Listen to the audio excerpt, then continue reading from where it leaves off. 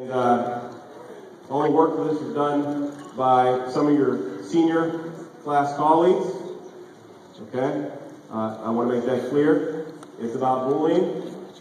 It's going to be a serious program. You guys are given some light sticks when you came in, and you're going to participate in this program from the beginning to the end. Ms. Alex Piccolomini is going to speak to you a while about bullying, try to inform you a little bit about what's going on here, what's going on in other schools across America, and then there's going to be a guest speaker as well. I hope that you take a moment, and instead of recess down here, we actually take this program seriously. We consider the work that your classmate has put into this, and you make it a worthwhile experience this afternoon. With that, thank you. This is Alex Piccolomini.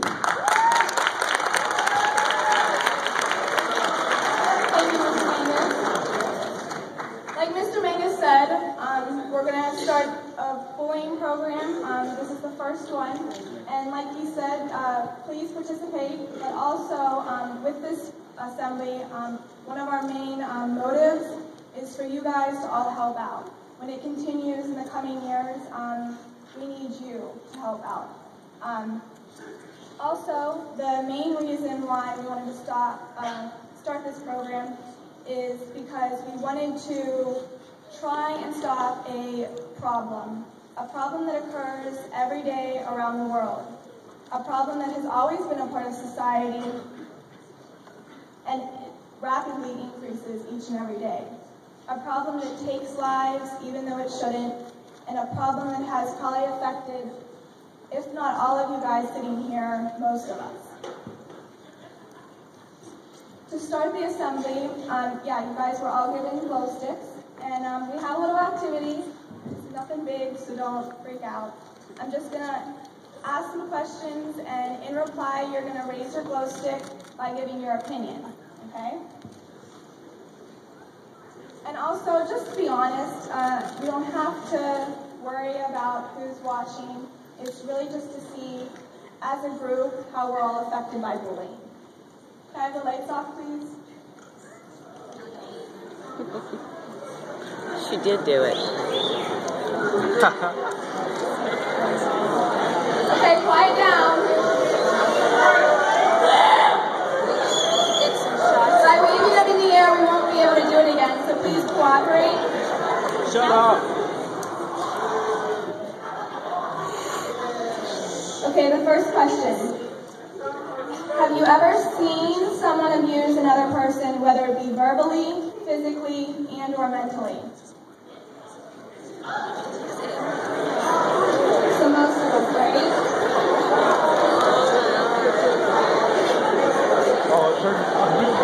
Okay, next one. Say you were in the hallway and you saw someone messing with another kid. Would you stand by quietly and walk away?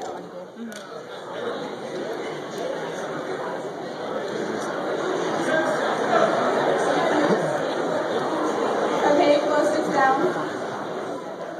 How many of you have not spoken up in a situation because you felt it's not your place to add a comment, or you felt powerless and thought there was nothing you could do anyhow?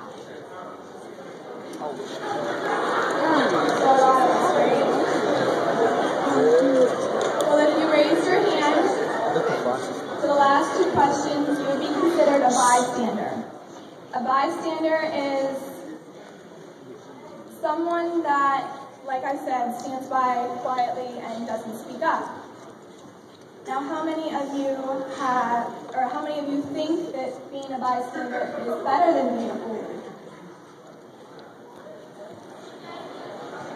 Okay, a couple of us.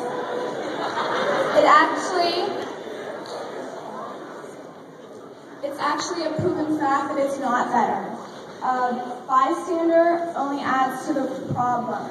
When there's a bully messing with someone, they want the attention. They want all eyes on them, and it will continue to grow and become a bigger problem. So what we really want to focus on is all of us. If we see a situation in the future, we want to say something or go to the nearest adult that we know will handle the situation. because we sometimes may think that bullying isn't a serious situation, but what we really want to focus on is that it takes lives. There's people that unfortunately feel like they have no way out, and you wouldn't want to do that to someone and make them feel like that and have to live with that for the rest of your life. Also, when we asked, we sent a survey sheet around to the seniors, and when we got that back, we did all the numbers, and when the seniors were asked, why do you think people bully others, about 30% of the seniors said that they do it for fun and to just get attention.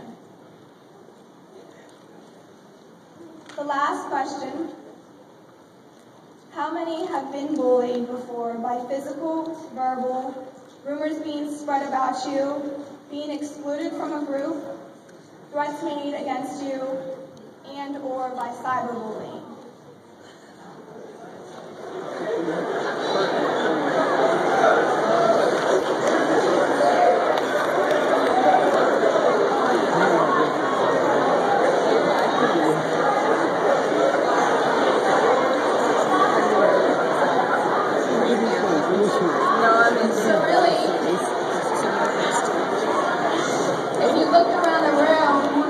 People that you might have not thought.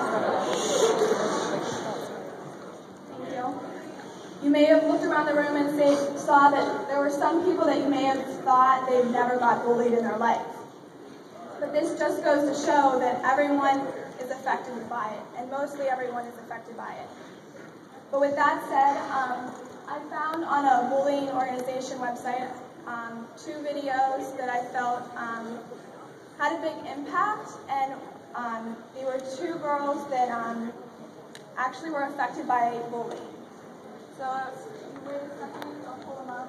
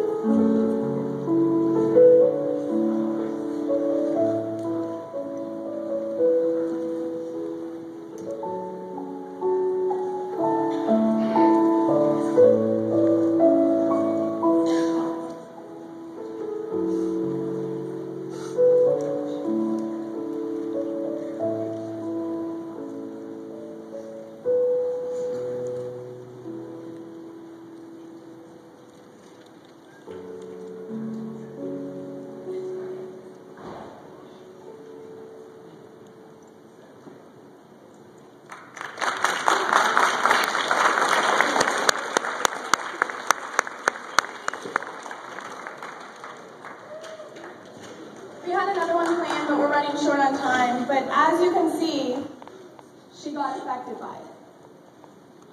She felt that it would be easier and people would be happier for her to take her own life. So you may think I'm just standing up here preaching to you, but we're all in the same boat. We've all called someone else another name. We've all been called names. We're all imperfect. But if there's anything that you'll listen to me today, please listen to this. Nothing, no matter what it is, nothing is worth taking your own life. Someone out there loves having you around. Someone looks up to you. Someone is waiting to meet you. And even if someone doesn't tell you enough, I promise you they love you.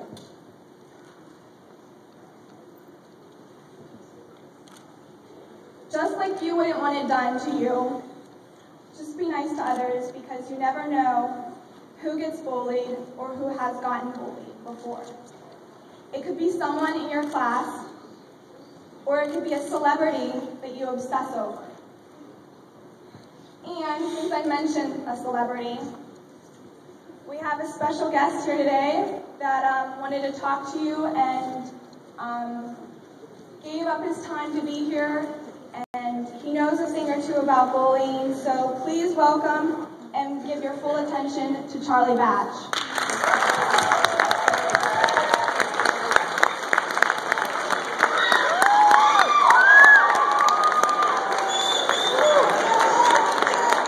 How's everybody doing? Good. You have to give Miss Alex a round of applause for putting on such a wonderful event.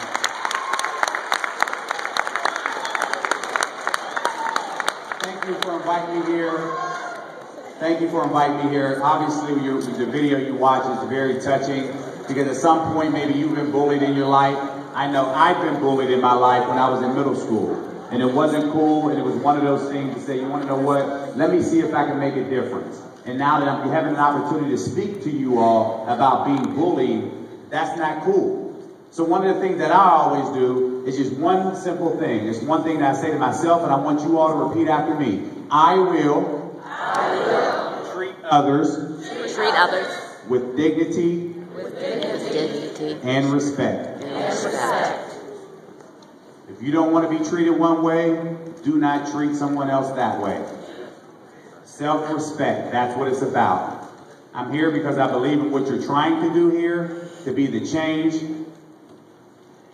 because it's not easy to get here. So with that, I will open it up for questions. If anybody have any questions for me, I'm more than happy to answer them. Don't be shy. Yes. What are you like? When I was younger, I talked to this guy online. We were like really close as we moved away, and I remember that. Quiet down, please. He was getting bullied by his dad, and the next day on my birthday, I got an email saying that he killed himself. For someone who didn't, for you all who didn't hear, but you have online bullying that occurs, and you had one person that was bullied by his father, but that person ended up killing himself. It's not, there's different ways of being bullied, and cyberbullying, but if you know someone who is being bullied, please do your best to try to help that person. Notify someone that can do something about it. Maybe that's a principal, maybe that's just your teacher, somebody, maybe it's your parents. Somebody that can help it, because right now, how many people here believe that bullying is serious? Yes, there are different forms of that. So please, if you see it, please help someone, because this is a very serious issue. Any other questions? I saw a hand over here somewhere. Yes. Did I drive into one? You drove to the ditch, right? I drove on the video. Okay. How do you know it was on purpose? How do you know it was on purpose? How do you know, Alex?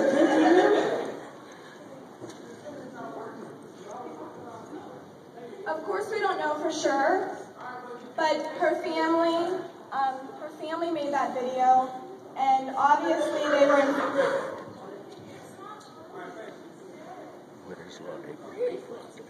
Whether it was on purpose or not, a life was taken.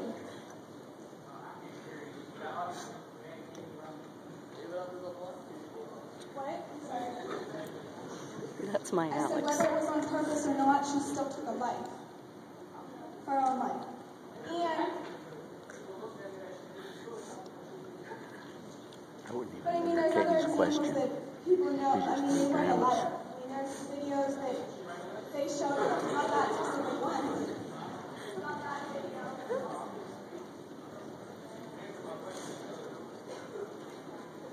State your question again. I'm sorry, I misunderstood you. And I'm sorry, I don't know if it's on purpose or not. That's just one of the videos that I found. There's many more. If you go on YouTube or you go to a bullying organization, they have videos posted of kids, and it shows their letter that they write to their family. But no, for that certain one, I don't know for sure. That's what her family said. Yes. What?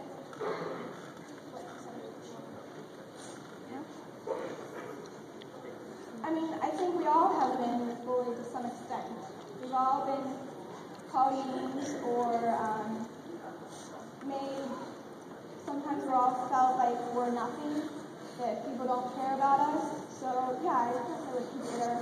I mean, if you look up the definition of bullying, there's 6 different types. And I guess I would fall under one of those categories. I'll put the microphone back in Charlie's hands. Any other questions? Yes.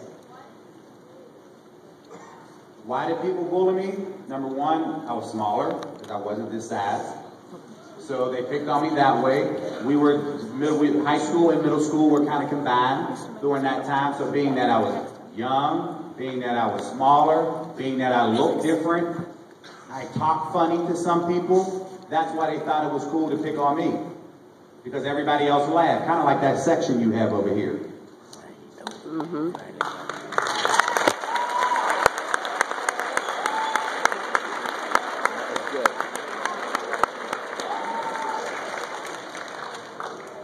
I'm looking right at you all. Because you want to know what? I was in that section being laughed at. I had my boys that was laughing, and everybody thought it was funny. But guess what? Everybody in that section didn't go on and make it.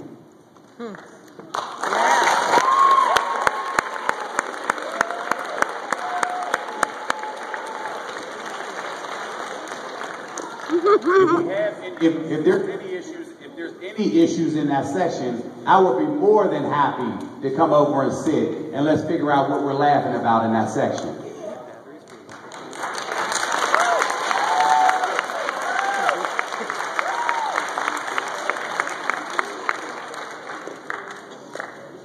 Yes.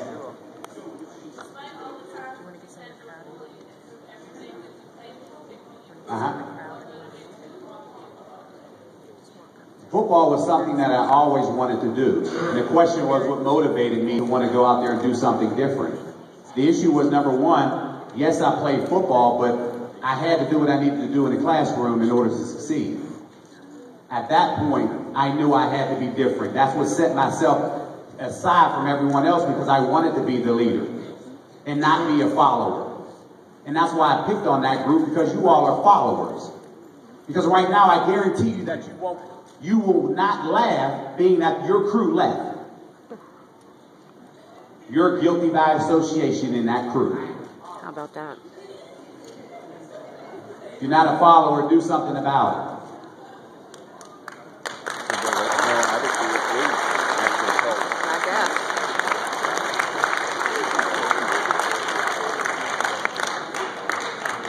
Yes. How did I deal with it? I talked to my mom. I talked to the teachers. But at that point, you didn't want to feel like you were a snitch. So what I did was say, well, no, it's not cool. When I saw people laughing in crews like that, what I did was not laugh because I didn't think it was funny. So what I did was just turn around and say, well, no, let me just go ahead and be by myself. go with a crew that I knew that was for me. So was I different that way? Absolutely, I was different that way. But I said it to myself early on, you want to know what? In order to become that leader, I can't worry about what everybody else is doing, I can't follow.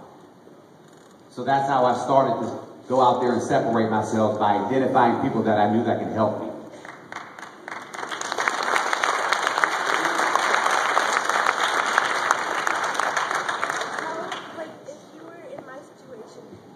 Having the blame on your shoulders, how would you do what you did to get some kind of closure?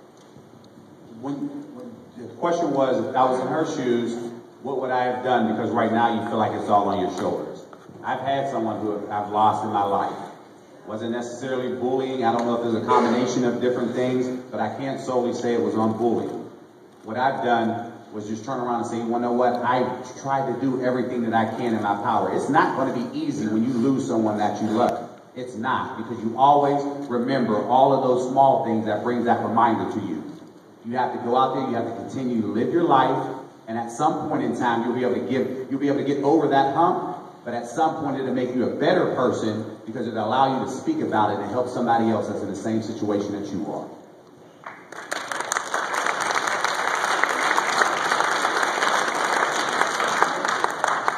Yes. Do you think that bullying has gotten worse over the years, or do you think there's more attention that's finally being brought to it?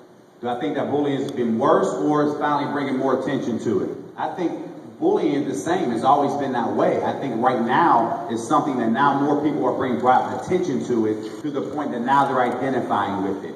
Because now it wasn't cool to be able to identify yourself with a certain group who was bullied.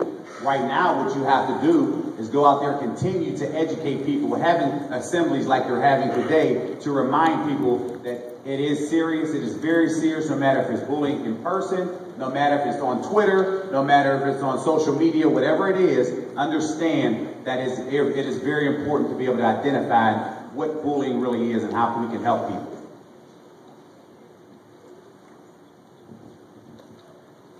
Yes. Did I see any bullying at a higher level in college?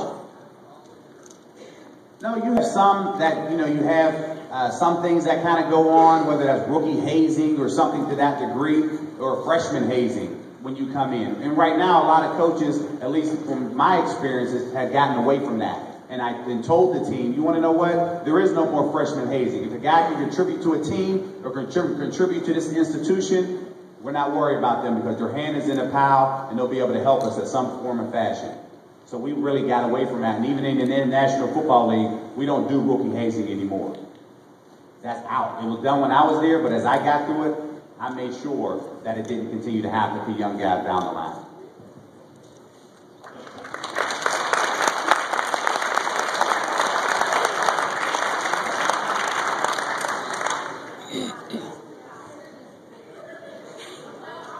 Wait, no. Any other questions? What grade level is this? 9th and 10th? Okay. And 11? 12? Okay. Well, I'm serious when I say thank you for inviting me up here, because a lot of people don't necessarily know my story. And I'll give you just a quick synopsis of the story. How many people know my history? Round of applause. Round of applause. Tell me something about me that maybe someone else doesn't know. So they don't know it. I hear a bunch of round of applause. Yes. Quarterback. Come on, give me something else. On TV. On TV. No, I'm not today. No. But here we go. I'll give you just a little bit. I remember when I was back in 6th grade, I remember being in middle school and going to the end of the year. The bell rang, the end of the year, we all sit down to the guidance counselor. I was with that crew over there, and I thought it was cool to go to the guidance counselor. But guess what? I get to the guidance counselor, and everyone near the guidance counselor comes out and says, guess what? I want to congratulate you all. And I said, congratulate you? For what? He said, because you all failed 6th grade. You laughed, but guess what? Who failed 6th grade? I don't know, but I did. So when you look at that, that was the first opportunity for me that my mom said, I want to thank you. And I said, Mom, for what? She said, because you've allowed me to take something away from you that you love, and that's sports. So she didn't allow me to play sports until I went to summer school, went through tutor, and then she took me to the football field and made me study in front of all my friends to make sure that I got the point. But guess what? That was the first and only class that I've ever failed.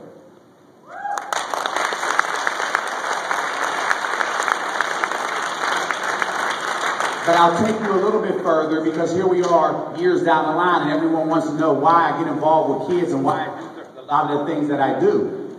It happened to me February 18, 1996. A lot of you all, I know you weren't born.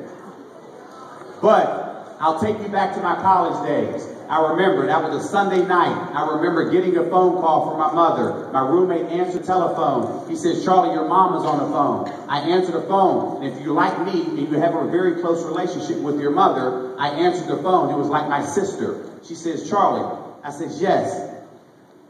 I knew that call would be different. She says, Charlie, you need to come home. I said, come home? I said, what do you mean I need to come home? Because in 1996, there weren't cell phones. There were none of that. You had a two-way pager, and when somebody beat you, you had to stop and answer, to go to somebody's house to answer the phone and say, who is this?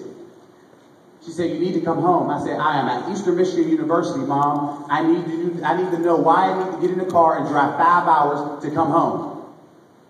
She said, with the hardest swallow, she said, Charlie, your sister's been shot and killed. Danielle was 17 years old. So I understand the feeling that you have when you talk about having something burden on your shoulders. I get to Homestead because that's where I'm from. I drive home. I get stopped outside of Youngstown because I made a 5-hour drive turn into a 3-hour drive. And the police officer said, what happened? I told him what happened. He let me go.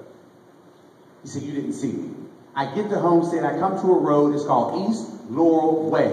And if you've ever been to Homestead over where David Buster's is, you go across the bridge and you go into waterfront. Well, guess what? That waterfront wasn't there. I get to East Laurel Way. I walk around. I get out the car. I knew something happened because there's yellow tape still around. I go out and I see blood. I'm like, what happened? So now I'm sitting there and I'm saying to myself, excuse me, teachers, I'm doing something about it. I have to. Revenge is all I wanted. But at this point, I collected my thoughts. I got the story, and guess what the story was? My sister was walking down the street from her friend's house, got caught in crossfire between rival gangs, and the guy that she was with used her as a body shield. So if you're in my situation, what do you do when you have the best time and the worst time happen in your life?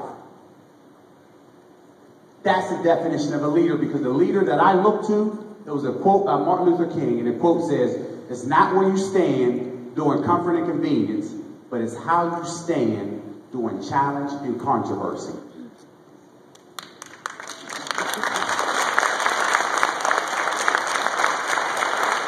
That was me in 1996. And I said to myself, if I was ever in position to give back, I would. I got drafted by the Detroit Lions in 1998. I started my foundation, which is called the Best of the Batch Foundation, and it allowed me to redirect my foundation goals here to Pittsburgh. And here I am 12 years later, still creating programs and creating opportunities for kids to not have them in that situation. So one of our programs is an anti-bullying program, because I understand what it feels like to be picked on.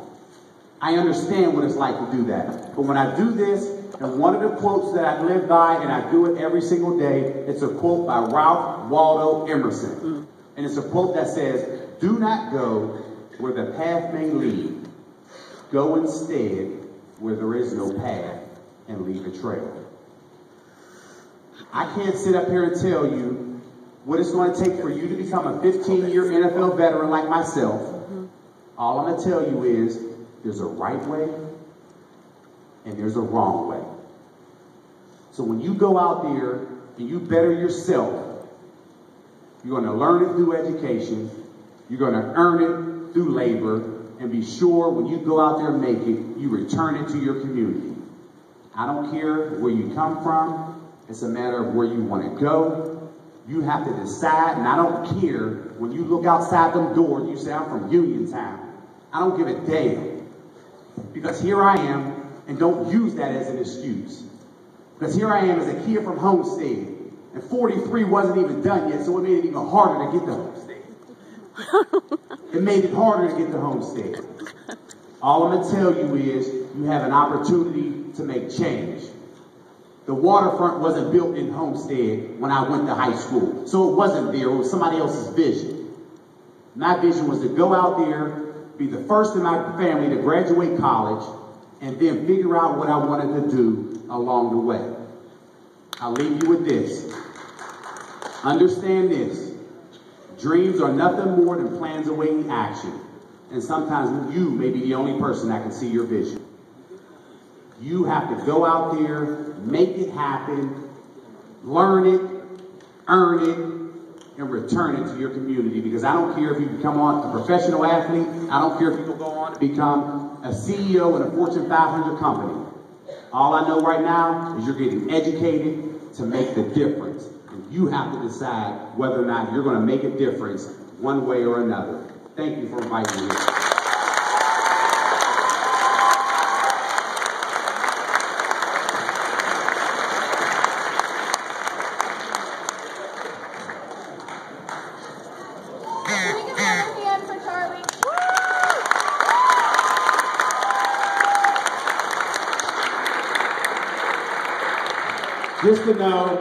Just to let you know how social media works.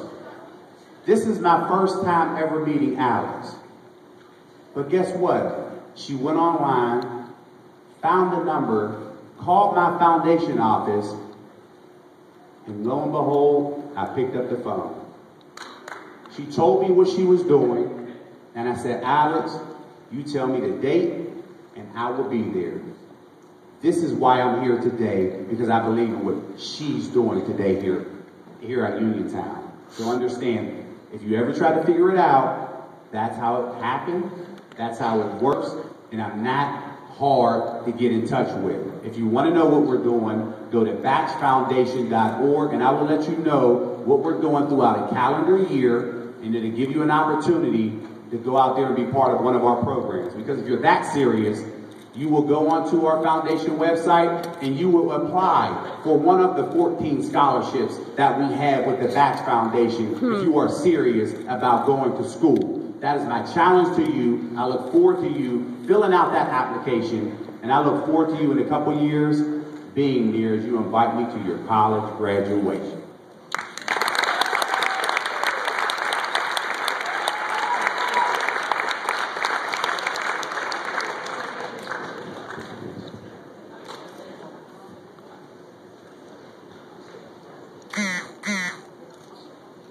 Thank you, Charlie Batch. Thank you, Alexandra Piccolomini. I think this was a wonderful program. I hope you enjoyed it.